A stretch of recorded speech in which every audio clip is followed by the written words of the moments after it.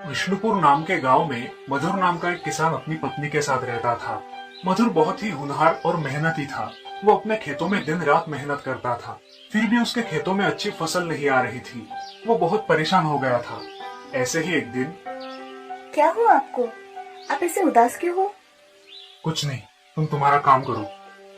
ऐसा कहकर मधुर और उसकी पत्नी खेतों में काम करने लगते हैं और घर आकर खाना खाकर दोनों सो जाते हैं। उस रात पत्नी के सपने में उसे भगवान दिखाई देते हैं। कल तुम मेरे मंदिर में सुबह ही आ जाना। मधुर की पत्नी सुबह उठकर मधुर को उसके सपने के बारे में बताती है और दोनों सुबह ही मंदिर जाने के लिए निकलते हैं। मंदिर में जाते जाते उन्हें बड़ा घना जंगल लगता है और वो दोनों जंगल पार करके मंदिर जाते हैं। वहाँ मंदिर में एक पुजारी रहते हैं। वो पूजा करके मधुर को एक टोकरी देते हैं जिसमें कुछ फल होते हैं। ये लीजिए, आपके सारे दुख इस टोकरी से मिट जाएंगे, मगर इसका उपयोग आपको दिन में एक ही बार करना है। पंडित जी, मुझे एक प्रश्न है, ये टोकरी हमें कैसे चीजें दे सकती है? मुझे कुछ समझ में नहीं आ रहा। अरे वत्स, ये टोकरी जादुई टोकरी है। इससे तुम कुछ भी मांग सकते हो, मगर जरूरत से ज्यादा नहीं मांगना। धन्यवाद पंडित जी। दोनों घर पहुंच जाते हैं। उस टोकरी में जो फल होते हैं वो उसकी पत्नी खा लेती है और टोकरी को खाली कर देती है।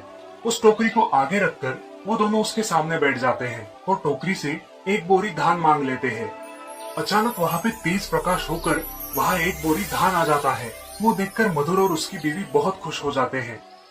वो दोनों खेत में धान लगाने के लिए चले जाते हैं और उस एक बोरी से पूरे खेत में धान लगा देते हैं और घर आकर प्रसन्नता पूर्वक भोजन करते हैं। वो दोनों प्रतिदिन भगवान की पूजा करके उस टोकरी से काम की चीजें मांगने लगे। अपने खेतों में दिन भर काम करके वो बहुत खुश थे और इस बार खेतों में फसल भी अच्छी आई थी, जैसे भगवान उनके साथ हो। एक दिन गांव में बहुत बारिश होने के कारण गांव में बाढ़ आ गई। उस बाढ़ में लोगों के घर और घर का सब सामान खराब हो गया।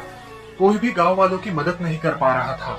तभी मधुर और उसकी पत्नी सोचते हैं, अजी, हमारे गांव में बाढ़ की वजह से पूरा पानी भर गया है और इसमें गरीब लोगों का बहुत नुकसान हुआ है। उनको तो खाने के लिए भी कुछ नहीं है। मुझे तो बहुत बुरा लग रहा है उन लोगों के लिए। हाँ, मैं भी यही सोच रहा था। हमें गाँव वालों के लिए कुछ करना चाहिए। मगर हम क्या कर सकते हैं? हम इस टोकरी से 100 लोगों का खाना मांग कर देखते हैं। अगर मिला तो हम उसे पूरे गांव में गरीबों में बांट देंगे। हाँ, ये अच्छा विचार है। तुरंत ही मधुर भगवान से प्रार्थना करता है और बड़े ही विनम्रता पूर्वक उस टोकरी से 100 लोगों का खाना मांगता है। तभी वहाँ बड़ा तेज प्रकाश होकर 100 लोगों का खाना आ जाता है। ये देखकर मधुर और उसकी पत्नी खुश हो जाते हैं। वो ये सारा खाना लोगों में बांट देते हैं।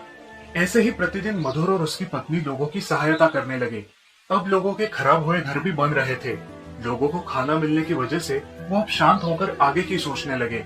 गांव वालों ने मधुर और उसकी पत्नी को खूब दुआएं दी। मधुर ने गांव के लोगों के लिए बहुत सारी मदद की।